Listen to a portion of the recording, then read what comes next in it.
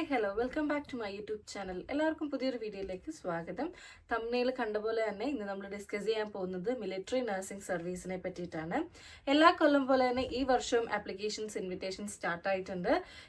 Join Indian army വെബ്സൈറ്റിലൂടെ തന്നെയാണ് ഈ വർഷവും നമ്മൾ MNSനേക്കുള്ള ആപ്ലിക്കേഷൻ കൊടുക്കേണ്ടത്. സോ മിലിറ്ററി നഴ്സിംഗ് സർവീസ് എന്ന് പറഞ്ഞാൽ എല്ലാവർക്കും അറിയാം, സൗജന്യമായി BSc നഴ്സിംഗ് ഇന്ത്യയിൽ തന്നെ പഠിക്കാൻ ലഭിക്കുന്ന ഒരു സുവർണ അവസരമാണ്. അപ്പൊ ആരും തന്നെ ഇത് മിസ്സാക്കാതെ രജിസ്റ്റർ ചെയ്ത് അവർ പറയുന്ന ആ ഒരു പ്രോസസ്സിലൂടെ കടന്ന് പാസ്സായി ആ ഒരു അവസരം നേടിയെടുക്കുക. MNS എന്താണെന്ന് കേട്ടിട്ടില്ലാത്തവർക്ക് വേണ്ടി ഒന്ന് ചുരുക്കി പറയാം. MNS എന്ന് പറഞ്ഞു കഴിഞ്ഞാൽ മിലിറ്ററി നഴ്സിംഗ് സർവീസ് എന്നാണ്. ഫീമെയിൽ കാൻഡിഡേറ്റ്സിനായിരിക്കും അവസരം ലഭിക്കുന്നത്. ഇന്ത്യൻ ആർമി അവർക്ക് ഒരു ഓപ്പർച്യൂണിറ്റി കൊടുക്കുകയാണ്, ഒരു കോഴ്സ് ട്രെയിൻ ചെയ്തെടുക്കാൻ വേണ്ടി. അപ്പൊ അവർ തന്നെ എല്ലാ ഫീസും കാര്യങ്ങളും എല്ലാം അവർ തന്നെയാണ്, നമ്മൾ കൊടുക്കേണ്ട ആവശ്യമില്ല, എല്ലാം ഫ്രീ ആയിരിക്കും. സോ അവർ തന്നെ നമ്മൾക്ക് BSc നഴ്സിംഗിന്റെ 4 ഇയർ ട്രെയിനിങ് തന്ന് അത് കംപ്ലീറ്റ് ചെയ്ത് അവിടേക്ക് തന്നെ ഇന്ത്യൻ ആർമിയിൽ തന്നെ നമുക്ക് ജോയിൻ ചെയ്യാനുള്ള ഒരു അവസരവുമാണ് ലഭിക്കുന്നത്. വൺസ് നമ്മൾ ഈ ഒരു 4 ഇയർ കോഴ്സ് കംപ്ലീറ്റ് ചെയ്ത് കഴിഞ്ഞാൽ ലെഫ്റ്റനന്റ് പദവിയോട് കൂടി തന്നെയായിരിക്കും നമ്മുടെ കരിയർ സ്റ്റാർട്ട് ചെയ്യുന്നത്. ലെഫ്റ്റനന്റ് പദവി തുടങ്ങി കേണൽ, മേജർ, അങ്ങനെ നമ്മുടെ ഒരു പദവി ഇങ്ങനെ മേലേക്ക് പൊയ്ക്കൊണ്ടേയിരിക്കും. അതനുസരിച്ചുള്ള പേയും കാര്യങ്ങളും എല്ലാം ആയിരിക്കും നമുക്ക് ലഭിക്കുന്നത്. എന്നാൽ ഈ ഒരു 4 ഇയർ ഡ്യൂറേഷൻ എന്ന് പറയുന്നത് തികച്ചും സൗജന്യമായിട്ടായിരിക്കും നമുക്ക് പഠിക്കാൻ സാധിക്കുന്നത്. അപ്പൊ ഇന്ന് ഈ ഒരു വീഡിയോയിലൂടെ നമ്മൾ ഡിസ്കസ് ചെയ്യാൻ പോകുന്നത് അതിന്റെ എലിജിബിലിറ്റി ക്രൈറ്റീരിയ ആണ്. അതോടൊപ്പം തന്നെ അതിന്റെ സ്റ്റെപ്പ് ബൈ സ്റ്റെപ്പ് പ്രോസസ്സും, അതുപോലെ BSc നഴ്സിംഗിന് എത്ര കോളേജസ് ആണ് ഇന്ത്യയിലുള്ളത്, എത്ര സീറ്റ്സ് ആണ് ഉള്ളത്, ഇങ്ങനെയുള്ള കാര്യങ്ങളൊക്കെയാണ് ഡീറ്റെയിൽഡ് ആയിട്ട് എക്സ്പ്ലെയിൻ ചെയ്യാൻ പോകുന്നത്. അപ്പോൾ ഒട്ടും വൈകാതെ തന്നെ നമുക്ക് വീഡിയോയിലേക്ക് കടക്കാം. ഒന്നാമതായി എലിജിബിലിറ്റി ക്രൈറ്റീരിയ നോക്കാം. അതിൽ ഏറ്റവും ഇമ്പോർട്ടൻ്റ് എന്ന് പറയുന്നത് നാഷണാലിറ്റി ആണ്. ഇന്ത്യൻ നാഷണാലിറ്റിയിൽ ജനിച്ചവർക്ക് മാത്രമേ അപ്ലൈ ചെയ്യാൻ പറ്റുള്ളൂ. അതും ഫീമെയിൽ കാൻഡിഡേറ്റ്സിന് മാത്രമേ അപ്ലൈ ചെയ്യാൻ സാധിക്കുകയുള്ളൂ. ഫീമെയിൽ കാൻഡിഡേറ്റ്സ് എന്ന് പറയുമ്പോൾ ഒന്നെങ്കിൽ അൺമാരീഡ് ആയിരിക്കണം, അല്ലെങ്കിൽ ലീഗലി ഡിവോഴ്സ്ഡ്, അല്ലെങ്കിൽ ലീഗലി സെപ്പറേറ്റഡ് ആയിരിക്കണം. ഇനി അതുമല്ല, വീഡോകൾക്കും അപ്ലൈ ചെയ്യാൻ പറ്റും, പക്ഷെ അവർക്ക് ബാധ്യതകളോ കാര്യങ്ങളോ ഒന്നും തന്നെ ഉണ്ടാവാൻ പാടില്ല. പിന്നെ അടുത്ത ഡേറ്റ് ഓഫ് ബർത്ത് ആണ്. ഇപ്പൊ candidates between 1st October 2000 to 30th September 2008. അപ്പൊ ഇതിനിടയിലുള്ള കാൻഡിഡേറ്റ്സിന് മാത്രമേ അപ്ലൈ ചെയ്യാൻ സാധിക്കുകയുള്ളൂ. ഈ 2 ഡേറ്റുകളും ഇൻക്ലൂസീവ് ആണ്. ഇനി അക്കാഡമിക് ക്വാളിഫിക്കേഷൻ നോക്കാനാണെങ്കിൽ 10ഉം +2ഉം ഫസ്റ്റ് അറ്റംപ്റ്റിൽ തന്നെ പാസ്സായിരിക്കണം. പാസ്സാവുക എന്ന് മാത്രമല്ല 50% in physics, chemistry, biology, English, ഇതിൽ ഇത്രയും 50% മാർക്കെങ്കിലും ഉണ്ടായിരിക്കണം. അപ്പൊ ഇത് കൂടാതെ തന്നെ ഒരു ഇമ്പോർട്ടൻറ്റ് ക്രൈറ്റീരിയ ആണ് നീറ്റ് UG പാസ്സായിരിക്കണം. 2025 ആണെങ്കിൽ നീറ്റ് പാസ്സായിരിക്കണം നിർബന്ധമായിട്ടും. ഇനി അഡീഷണൽ എലിജിബിലിറ്റി എന്ന് പറയുന്നത് ഫിസിക്കൽ ഫിറ്റ്നസ് ആണ്. കാൻഡിഡേറ്റ്സിന് കുറഞ്ഞത് 152 സെന്റിമീറ്റർ എങ്കിലും ഹൈറ്റ് ഉണ്ടായിരിക്കണം. മാത്രമല്ല ഫിസിക്കലി ഫിറ്റ് ആയിരിക്കണം. ഡിസബിലിറ്റിയോ കാര്യങ്ങളോ ഒന്നും തന്നെ അക്സെപ്റ്റ് ചെയ്യുന്നതായിരിക്കത്തില്ല. ഇനി അപ്ലൈ ചെയ്യുന്ന കാൻഡിഡേറ്റ്സ് SC ST പെട്ടവരാണെങ്കിൽ നിർബന്ധമായും അവരുടെ ആ ഒരു സർട്ടിഫിക്കറ്റ് ഹാജരാക്കിയിരിക്കണം. തഹസിൽദാർ അല്ലെങ്കിൽ വില്ലേജ് ഓഫീസ് വഴിയുള്ള ആ ഒരു സർട്ടിഫിക്കറ്റ് ഹാജരായിരിക്കണം. ഇനി NCCയിൽ ഉണ്ടായിരുന്ന കാൻഡിഡേറ്റ് ആണെങ്കിൽ NCC C സർട്ടിഫിക്കറ്റ് ഉണ്ടെങ്കിൽ അതും നിങ്ങൾ ഡോക്യുമെന്റ് ആയിട്ട് അപ്ലോഡ് ചെയ്യേണ്ടതാണ്. പിന്നെ നമുക്ക് എങ്ങനെ MNSന് അപ്ലൈ ചെയ്യേണ്ടതെന്ന് നോക്കാം. അപ്പൊ ആദ്യം തന്നെ ശ്രദ്ധിക്കേണ്ട കാര്യം, നീറ്റ് UG റിസൾട്ട് വന്നതിന് ശേഷം മാത്രമേ നമുക്ക് അപ്ലൈ ചെയ്യാൻ സാധിക്കുകയുള്ളൂ. അപ്പോൾ വൺസ് നീറ്റിന്റെ റിസൾട്ട് വന്നു കഴിഞ്ഞാൽ പോർട്ടൽ ഓപ്പൺ ആകും. അപ്പോൾ ജോയിൻ ഇന്ത്യൻ ആർമി വെബ്സൈറ്റിൽ കയറി നിങ്ങൾക്കൊരു ഫോൺ നമ്പർ, ഇമെയിൽ ID ഒക്കെ ഉണ്ടായിരിക്കണം. അപ്പോൾ അതൊക്കെ കൊടുത്ത് നിങ്ങളൊരു അക്കൗണ്ട് സ്റ്റാർട്ട് ചെയ്യണം. പ്രത്യേകം ശ്രദ്ധിക്കുക, ആ ഒരു അക്കൗണ്ടിന്റെ യൂസർ നെയിം എന്ന് പറയുന്നത് വാലിഡ് ആയിട്ടുള്ള ഒരു ഇമെയിൽ ID ആയിരിക്കണം. ആ ഒരു ഇമെയിൽ ID ആക്റ്റീവ് ആയിരിക്കണം. കാരണം തുടർന്നുള്ള മെയിലും കാര്യങ്ങളും ഇൻഫർമേഷനും ഹോൾ ടിക്കറ്റും എല്ലാം ആ ഒരു മെയിൽ IDയിലേക്കായിരിക്കും വരുന്നത്. അപ്പോൾ ആ ഒരു മെയിൽ ID ആക്റ്റീവ് ആയിട്ടിരിക്കുക. പാസ്വേഡ് നിങ്ങൾക്ക് തന്നെ ക്രിയേറ്റ് ചെയ്യാവുന്നതാണ്. അപ്പോൾ നിങ്ങൾ വൺസ് അതെല്ലാം ഓപ്പൺ ചെയ്ത് അവർ പറഞ്ഞ ആ ഒരു ആപ്ലിക്കേഷൻ നിങ്ങൾ ഫില്ല് ചെയ്ത് കൊടുക്കുക. ഫില്ല് ചെയ്യുമ്പോൾ പ്രത്യേകം ശ്രദ്ധിക്കുക, തെറ്റുകളൊന്നും വരുത്താതെ കംപ്ലീറ്റ് ആയിട്ട് ഫില്ല് ചെയ്യുക.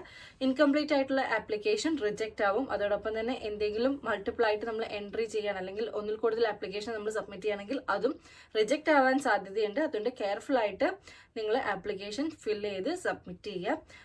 ഇതിന്റെ ഒരു പേയ്മെന്റ് ഫീസ് വരുന്നതെന്ന് പറഞ്ഞാൽ SC ST കാൻഡിഡേറ്റ്സ് ഒഴികെ ബാക്കി എല്ലാവർക്കും 200 rupees ആയിരിക്കും വരുന്നത്. വൺസ് നിങ്ങൾ പേയ്മെന്റും കൊടുത്തു കഴിഞ്ഞ് കഴിഞ്ഞാൽ അതിന്റെ ഒരു റെഫറൻസ് നമ്പറും കാര്യങ്ങളും എല്ലാം നിങ്ങൾ പ്രിന്റ് ഔട്ട് എടുത്ത് ഈ ഒരു ആപ്ലിക്കേഷന്റെ പ്രിന്റ് ഔട്ട് എടുത്ത് ഫ്യൂച്ചർ റെഫറൻസിന് വേണ്ടി കയ്യിൽ വെക്കാം.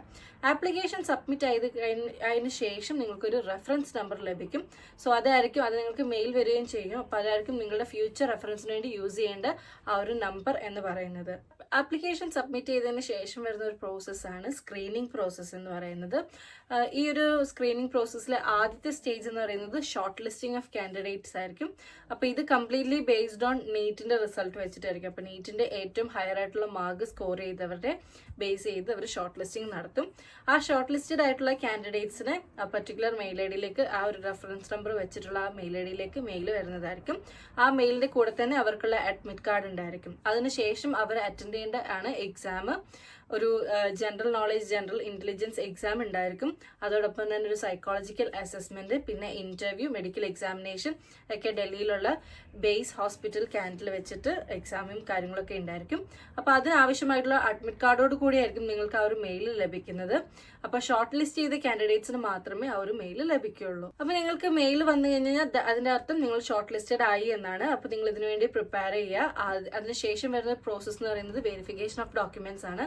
അതായത് ആ ഒരു ദിവസം നിങ്ങൾ ആ ഒരു എക്സാം അറ്റൻഡ് ചെയ്യാൻ വേണ്ടി പോകുന്ന സമയത്ത് ഏതൊക്കെ ഡോക്യുമെന്റ്സ് ആണ് അപ്ലോഡ് ചെയ്തത്, ആ ഡോക്യുമെന്റ്സിന്റെ എല്ലാം ഒറിജിനൽ ആയിട്ടുള്ള ഡോക്യുമെന്റ് നിങ്ങളുടെ കയ്യിൽ കരുതേണ്ടതാണ്. ഈ ഒരു അഡ്മിറ്റ് കാർഡിന്റെ കൂടെ തന്നെ എല്ലാ ഡോക്യുമെന്റ്സിന്റെയും ഒറിജിനൽ ഡോക്യുമെന്റ്സ്. ഇനി ഇൻ കേസ് നിങ്ങൾക്ക് ആ ഒരു ഒറിജിനൽ ഡോക്യുമെന്റ്സ് സബ്മിറ്റ് ചെയ്യാൻ പറ്റിയിട്ടില്ല എന്നുണ്ടെങ്കിൽ ഏത് ഇൻസ്റ്റിറ്റ്യൂഷനിലാണോ നിങ്ങൾ പഠിച്ചത് അവിടെ നിങ്ങൾ ഒരു ഒറിജിനൽ റെസിപ്റ്റ് വാങ്ങിച്ചിരിക്കണം. ഞങ്ങളത് സബ്മിറ്റ് ചെയ്യും എന്ന് തെളിയിക്കുന്ന രീതിയിൽ ഒരു ഒറിജിനൽ റെസിപ്റ്റ് വാങ്ങിച്ചിട്ട് വേണം നിങ്ങൾ ആ ഒരു എക്സാം അറ്റൻഡ് ചെയ്യാൻ വേണ്ടി പോകുന്നത്.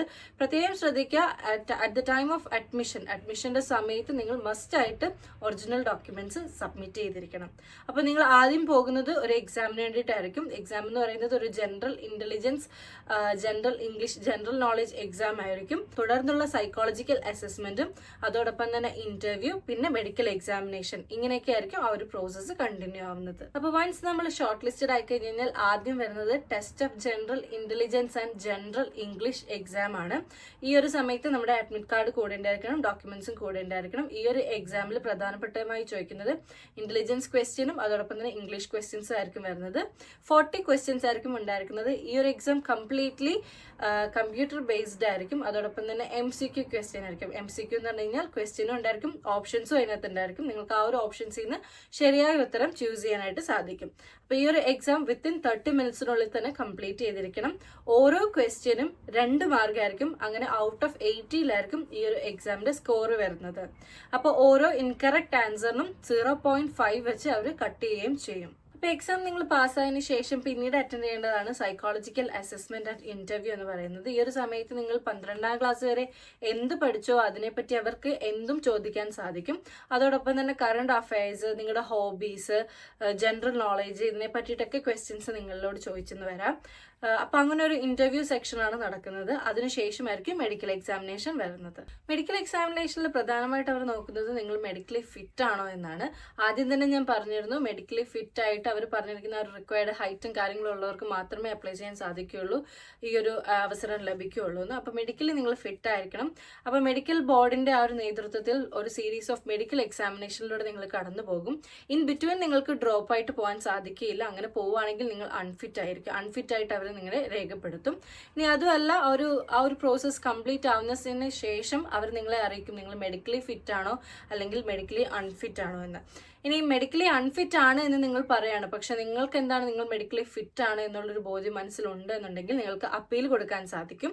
ആ ഒരു ബോർഡിൽ തന്നെ നിങ്ങൾക്ക് അപ്പീലിന് പോകാൻ സാധിക്കും. അപ്പോൾ ആ ഒരു സമയത്ത് നിങ്ങൾ 40 റുപ്പീസ് കൊടുത്തതിന് ശേഷം മാത്രം വേണം അപ്പീലിന് പോകാൻ. നിങ്ങൾ എന്തുകൊണ്ട് മെഡിക്കലി അൺഫിറ്റ് ആയി എന്ന് പറഞ്ഞു, നിങ്ങൾ ഓൾറെഡി മെഡിക്കലി ഫിറ്റ് ആണ് എന്ന് ബോധ്യമുണ്ടെങ്കിൽ നിങ്ങൾക്ക് അപ്പീലിന് പോകാനായിട്ട് സാധിക്കും. ഇനി അടുത്ത ലാസ്റ്റ് വരുന്നത് ഫൈനൽ സെലക്ഷൻ ആണ്. ഈ ഒരു ഫൈനൽ സെലക്ഷൻ എന്ന് പറഞ്ഞാൽ കംപ്ലീറ്റ്ലി മെറിറ്റ് ബേസ്ഡ് ആയിരിക്കും. അതായത് നിങ്ങളുടെ നീറ്റ് UG റിസൾട്ട്, അതോടൊപ്പം തന്നെ നിങ്ങൾ എഴുതിയ ആദ്യത്തെ exam general intelligence, general English exam, psychological assessment, interview, medical examination, ഇതിന്റെ എല്ലാം ബേസിൽ കംപ്ലീറ്റ്ലി മെറിറ്റ് ആയിട്ടായിരിക്കും അവർ ആ ഒരു റാങ്ക് ലിസ്റ്റ് പ്രിപ്പയർ ചെയ്യുന്നതും പബ്ലിഷ് ചെയ്യുന്നതും. അവർ തന്നെയായിരിക്കും കോളേജസ് അലോക്കേറ്റ് ചെയ്യുന്നതും. ഒരുപാട് കോളേജസ് ഒന്നും ഇല്ലാത്തത് കൊണ്ട് തന്നെ, ഒരുപാട് സീറ്റുകളൊന്നും ഇല്ലാത്തതുകൊണ്ട് തന്നെ അവർ തന്നെ ആ ഒരു മാർക്കിന്റെ ബേസിൽ ഓരോ സീറ്റിന്റെ അവൈലബിലിറ്റി അനുസരിച്ച് അവർ കോളേജ് അലോക്കേറ്റ് ചെയ്യും. അപ്പോൾ ഈ ഒരു റിസൾട്ട് നിങ്ങൾക്ക് കാണാൻ സാധിക്കുന്നത് ജോയിൻ ഇന്ത്യൻ ആർമി വെബ്സൈറ്റിൽ തന്നെ ആയിരിക്കും. അതുകൊണ്ട് നിങ്ങൾക്ക് അപ്ഡേറ്റ്സ് അറിയാൻ വേണ്ടി റെഗുലർലി നിങ്ങൾ വെബ്സൈറ്റ് ചെക്ക് ചെയ്യുക. എന്തെങ്കിലും പുതിയ അപ്ഡേറ്റ്സ് വന്നിട്ടുണ്ടോ, റാങ്ക് ലിസ്റ്റ് ഇട്ടിട്ടുണ്ടോ എന്നുള്ള കാര്യങ്ങളൊക്കെ അറിയണമെങ്കിൽ റെഗുലർലി ചെക്ക് ചെയ്യുക. പിന്നെ നമുക്ക് MNS പഠിക്കാൻ വേണ്ടി ഇന്ത്യയിൽ എത്ര കോളേജസ് ആണ്, എത്ര സീറ്റ്സ് ആണെന്ന് നോക്കാം. അപ്പൊ 6 കോളേജുകളായി 220 സീറ്റ്സ് ആണ് MNSനുള്ളത്. പിന്നെ ഓരോ കോളേജും ഇൻഡിവിജ്വൽ വൈസ് നമുക്ക് നോക്കാം. അപ്പോൾ ഒന്നാമത്തെ കോളേജ് ഓഫ് നഴ്സിംഗ് AFMC പൂനെയാണ്. അവിടെ വരുന്ന സീറ്റ്സ് 40 സീറ്റ്സ് ആണ്. രണ്ടാമത് college of nursing CH Kolkata, അവിടെ വരുന്ന സീറ്റ് 30 സീറ്റ്സ് ആണ്. അടുത്ത college of nursing Ashwini Mumbai ആണ്. അവിടെ 40 സീറ്റ്സ് ആണുള്ളത്. College of nursing AH New Delhi, അവിടെ 30 സീറ്റ്സ് ആണ് വരുന്നത്. College of nursing CH Lucknow 40 seats. College of nursing CH Bangalore 40 seats. Together 220 seats ആയിരിക്കും വരുന്നത്. അപ്പോൾ കോളേജിൽ നിങ്ങൾക്ക് അഡ്മിഷൻ ലഭിച്ചു കഴിഞ്ഞാൽ അവരുടെ ഒരു എഗ്രിമെന്റ് അല്ലെങ്കിൽ ഒരു ബോണ്ട് ഓഫ് സർവീസ് ഉണ്ടായിരിക്കും. അത് നമ്മൾ സൈൻ ചെയ്തിരിക്കണം. സൈൻ ചെയ്തതിന് ശേഷം മാത്രമേ ഈ ഒരു ട്രെയിനിങ്ങിലേക്ക് നമ്മൾ എൻ്റർ ആവുകയുള്ളൂ. ഈ ഒരു ട്രെയിനിങ്ങിന്റെ സമയത്ത്, അതായത് ഈ ഒരു 4 ഇയർ ഡ്യൂറേഷൻ ടൈമിൽ അവർ നമുക്ക് സ്റ്റൈഫൻഡോട് കൂടി ആയിരിക്കും നമുക്ക് പഠിക്കാൻ അവസരം തരുന്നത്. അതോടൊപ്പം തന്നെ free ration, free accommodation, free uniform allowance, ഇങ്ങനെയുള്ള കാര്യങ്ങളെല്ലാം തന്നെ തരുന്നതായിരിക്കും. വൺസ് നമ്മൾ ജോയിൻ ചെയ്തു, അഡ്മിഷൻ എടുത്തു, അപ്പൊ നമുക്ക് വിഡ്രോ ചെയ്യണം, നമുക്ക് ആ ഒരു കോഴ്സ് പറ്റുന്നില്ല, വിഡ്രോ ചെയ്യണമെന്നുണ്ടെങ്കിൽ ആ ഒരു എഗ്രിമെന്റിൽ അല്ലെങ്കിൽ ആ ഒരു ബോണ്ടിൽ എത്ര എമൗണ്ട് ആണോ കൊടുത്തിരിക്കുന്നത് ആ ഒരു എമൗണ്ട് നമ്മൾ അവർക്ക് പേ ചെയ്തതിന് ശേഷം മാത്രമേ നമുക്ക് ഇറങ്ങാൻ സാധിക്കുകയുള്ളൂ. ജോയിൻ ചെയ്ത് 7 ദിവസത്തിന് ശേഷമാണെങ്കിൽ മാത്രം അവർ പറയുന്ന ഒരു എമൗണ്ട് പേ ചെയ്തതിന് ശേഷം മാത്രമേ ഇറങ്ങാൻ സാധിക്കുകയുള്ളൂ. അപ്പോൾ ഇതെല്ലാമാണ് MNSനെ പറ്റി നിങ്ങൾ അറിഞ്ഞിരിക്കേണ്ട കാര്യങ്ങൾ. എങ്ങനെയാണ് അപ്ലൈ ചെയ്യേണ്ടത്, എങ്ങനെയായിരിക്കും അതിൻ്റെ സ്ക്രീനിങ് പ്രോസസ്സൊക്കെ. ഇതിന് പുറമേ നോക്കാനാണെങ്കിൽ ഇതിൻ്റെ പ്രൊമോഷൻ നമുക്ക് നോക്കാം. അപ്പോൾ പഠിച്ചിറങ്ങിയതിന് ശേഷം ഞാൻ ആദ്യം തന്നെ പറഞ്ഞിരുന്നു, ഒരു ലെഫ്റ്റനന്റ് എന്ന പദവിയോടുകൂടി ആയിരിക്കും ജോലിക്ക് കയറുന്നത്. അതിനുശേഷം നമ്മൾ ക്യാപ്റ്റൻ ആകും, അതിനുശേഷം നമ്മൾ മേജർ ആകും. അതിനുശേഷം നമ്മൾ കണ്ടിന്യൂ ചെയ്യുകയാണെങ്കിൽ അല്ലെങ്കിൽ നമ്മളുടെ റാങ്ക് അനുസരിച്ച് കൂടി പോകാനാണെങ്കിൽ ലെഫ്റ്റനന്റ് കേണൽ, പിന്നെ കേണൽ, ബ്രിഗേഡിയർ, മേജർ ജനറൽ വരെ പൊസിഷനിൽ എത്താനായിട്ട് സാധിക്കും. പിന്നെ MNS എന്ന് പറയുന്നത് ഒരു ഷോർട്ട് സർവീസ് കമ്മീഷനാണ്. ഒരു 10 to 14 ഇയേഴ്സ് അല്ലെങ്കിൽ ഒരു മാക്സിമം 15 ഇയേഴ്സ് വരെ ഡ്യൂറേഷൻ വരുന്ന ഒരു സർവീസ് ആണ് ഈ ഒരു MNS എന്ന് പറയുന്നത്. തുടർന്ന് നമ്മൾ കണ്ടിന്യൂ ചെയ്യണമെന്നുണ്ടെങ്കിൽ വീണ്ടും നമ്മൾ ഇതുപോലുള്ള എക്സാംസും കാര്യങ്ങളും എഴുതി വേറെ ഓപ്പർച്യൂണിറ്റീസ് കണ്ടെത്തി അതിലേക്ക് മാറി നമ്മുടെ ഇയേഴ്സ് എക്സ്റ്റെൻഡ് ചെയ്യാണ് ചെയ്യേണ്ടത്. ഇനി 15 ഇയേഴ്സ് കംപ്ലീറ്റ് ചെയ്തു തുടരാൻ താല്പര്യമില്ല എന്നുണ്ടെങ്കിൽ നമ്മൾക്ക് പുറത്തിറങ്ങി മറ്റു ജോലിയിലേക്ക് പ്രവേശിക്കാൻ സാധിക്കുന്നതായിരിക്കും. അപ്പോഴും നമ്മളൊരു വെറും നഴ്സ് എന്ന പദവിയിലായിരിക്കില്ല കയറുന്നത്. നമ്മൾ എന്താണോ നമ്മൾ ആ ഒരു മേജറാണ്, കേണലാണ് എന്നുണ്ടെങ്കിൽ അതിനുള്ള ലെവൽ അനുസരിച്ച് ഹോസ്പിറ്റലിന്റെ ഏറ്റവും ഒരു ഹയർ പൊസിഷനിൽ തന്നെ നമുക്ക് ജോലി നേടാനായിട്ട് സാധിക്കും. ഇപ്പൊ ഇൻട്രസ്റ്റഡ് ആയിട്ടുള്ള കാൻഡിഡേറ്റ്സ് എത്രയും വേഗം അപ്ലൈ ചെയ്ത് നിങ്ങൾ ഈ ഒരു പ്രോസസ്സിലൂടെ കടന്നു പോവുക. ഏറ്റവും നല്ലൊരു ഓപ്പർച്യൂണിറ്റിയാണ് നിങ്ങൾക്ക് ലഭിക്കുന്നത്. നിങ്ങളുടെ കരിയർ ഏറ്റവും സേഫ് ആക്കി വെക്കാൻ പറ്റുന്ന ഒരു ഓപ്ഷനാണ് MNS എന്ന് പറയുന്നത്. മാത്രമല്ല സൗജന്യമായി തന്നെ BS നഴ്സിംഗ് 1 രൂപ പോലും കൊടുക്കാതെ ഇങ്ങോട്ടേക്ക് പൈസ വാങ്ങി നമുക്ക് BS നഴ്സിംഗ് പഠിക്കാനായിട്ട് അവസരം ലഭിക്കും. അപ്പോൾ ആരും തന്നെ നിങ്ങളുടെ അവസരം പാഴാക്കി കളയാതിരിക്കുക.